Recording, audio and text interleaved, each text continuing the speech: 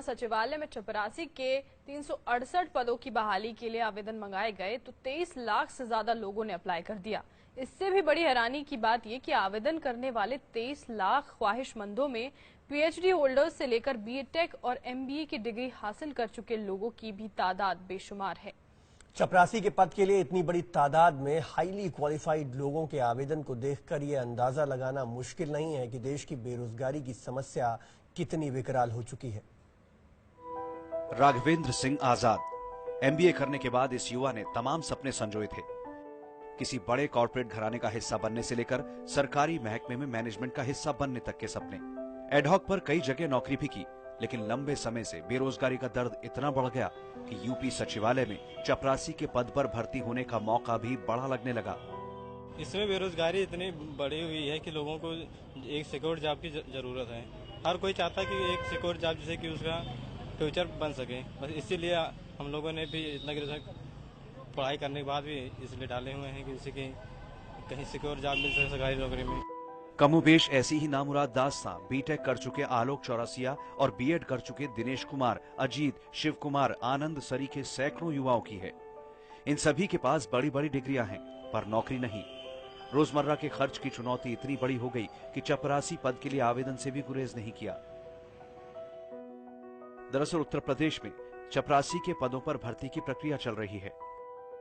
पे स्केल 5200 से 20,200, शुरुआत में 9,000 रुपए मिलेंगे। इस बार जब चपरासी के 368 पदों के लिए आए आवेदन पत्रों की छटनी की गई तो अफसरान हैरान रह गए। कुल 23,24,886 आवेदन मिले। इनमें शैक्षणिक योग्यता के लिहाज से बंटवारा कुछ यूं है। 255 तो पीएचडी धारक चपरासी बनना चाहते हैं, 80 बीटेक डिग्री वाले हैं, 1,52,730 ग्रेजुएट और बीएड वाले हैं, जबकि 24,969 लोगों के पास एमएससी, एमकॉम और एमए की डिग्री है। 8,19,685 हाई स्कूल पास हैं। जाहिर है ये हालात चिंता का सबब बन गए हैं।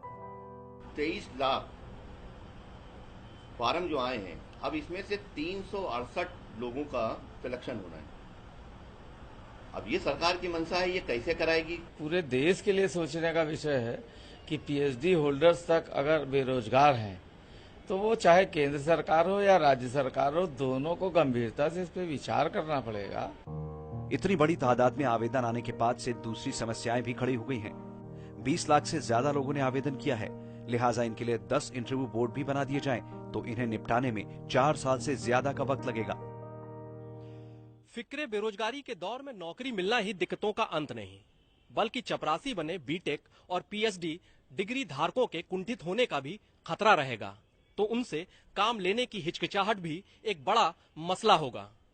जाहिर है नौकरियों का ये समाजवाद सरकारी थिंक टैंकों के सामने गंभीर सवाल खड़े करता है और इन सवालों के जवाब दिए बिना अच्छे दिनों की आस करना बेमानी होगा।